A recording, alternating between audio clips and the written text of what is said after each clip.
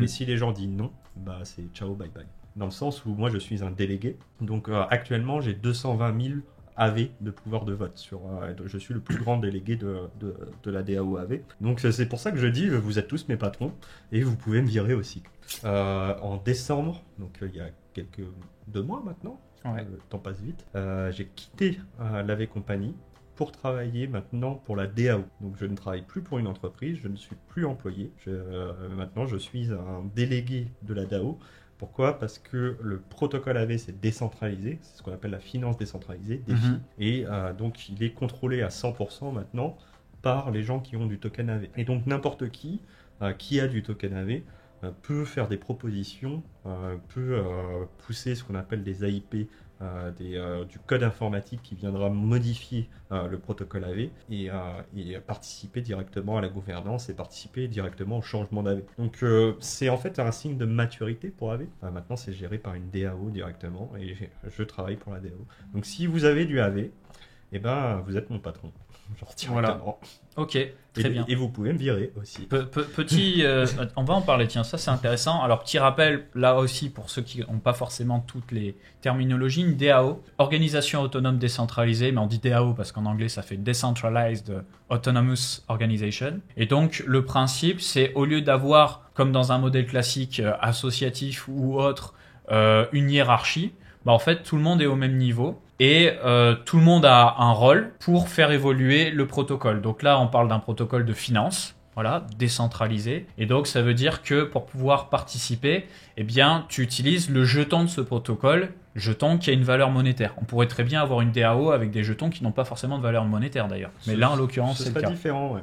En fait, on pourrait imaginer une DAO sans jetons qui ont de la valeur monétaire, qui n'ont pas de valeur monétaire. Et dans le cadre, par exemple, d'une DAO qui ferait le choix d'avoir un utilisateur, une voix. Donc un truc un peu dans le modèle des démocraties représentatives.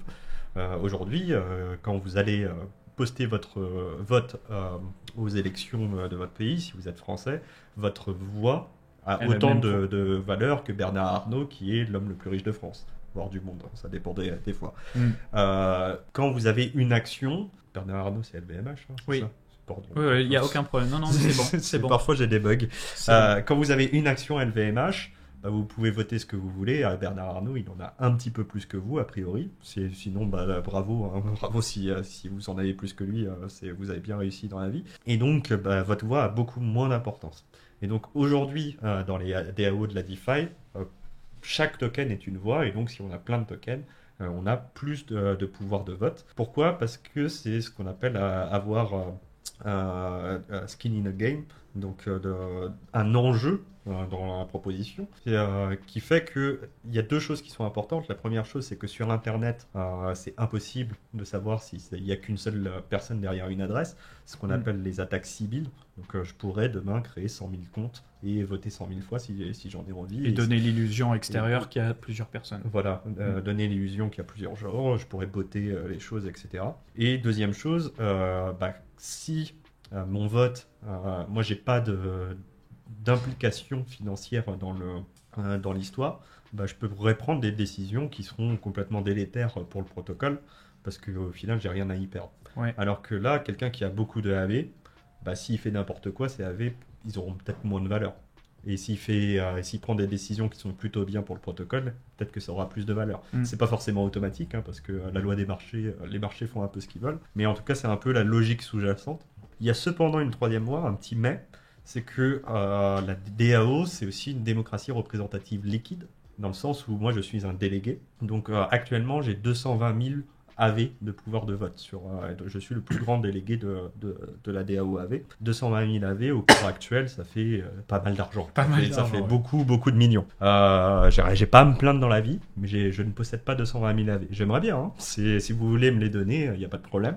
Mais je ne possède pas 220 000 AV. J'ai beaucoup moins que ça. Donc d'où vient ce pouvoir de vote? Ça vient de vous qui nous écoutez. Ça vient de tous les gens de la communauté qui suivent ce que je fais dans la gouvernance. J'ai fait un petit programme, une déléguée de plateforme, donc c'est comme un programme politique qui dit voilà ce dont j'ai envie de faire pour AV, et je fais des propositions. Et si les gens trouvent que c'est intéressant, ils peuvent directement par le smart contract, en un clic, en une transaction, me déléguer leur pouvoir de vote. Donc moi j'ai 220 000 AV, mais ça représente des milliers de personnes qui ont un AV, 0,1 AV, 100 AV, 10 000 AV. Et ça c'est complètement liquide. C'est-à-dire que si demain je me mettais à faire n'importe quoi et que les gens disent il a changé marque, il fait n'importe quoi, ils ont aussi un clic à faire et je n'ai plus leur pouvoir de vote. Donc c'est pour ça que je dis vous êtes tous mes patrons et vous pouvez me virer aussi. Yes, qu'on comprenne bien. Si je veux proposer, j'ai un site internet, j'ai un Discord, comment se fait la proposition à AV aujourd'hui, l'interface? Gouvernance.av.com. La première chose, c'est un forum de discussion qui est accessible absolument à tout le monde. Et ça, il n'y a pas besoin d'avoir le moindre AV. Alors, il faut suivre un petit peu les règles.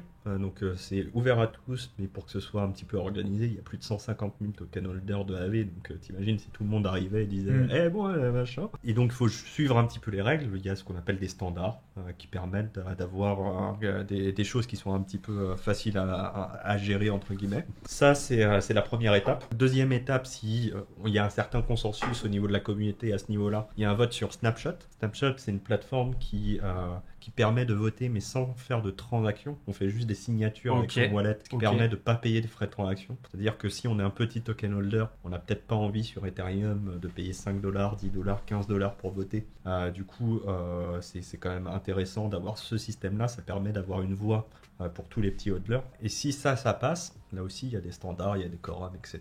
Là on passe directement sur la blockchain. C'est ce que j'ai publié aujourd'hui. J'ai fait une AIP pour lister le LUSD de Liquity sur AV. Et là par contre c'est du vrai code informatique. Les 3 dernières propositions sur AV, c'est moi qui les ai faites.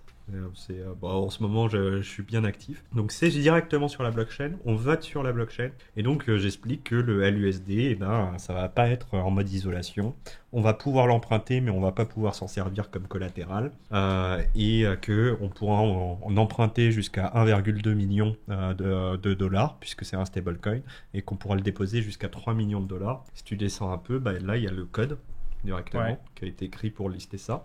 Donc, comme le disait Linfray, je suis d'accord, c'est super propre comme implémentation de DAO, car généralement les proposals sont exécutés en mode fais-moi confiance par une multisig. Ouais, il n'y a pas de multisig sur AV, tout se fait directement sur les smart contracts. Il n'y a personne sur Terre qui a un bouton magique pour changer le protocole.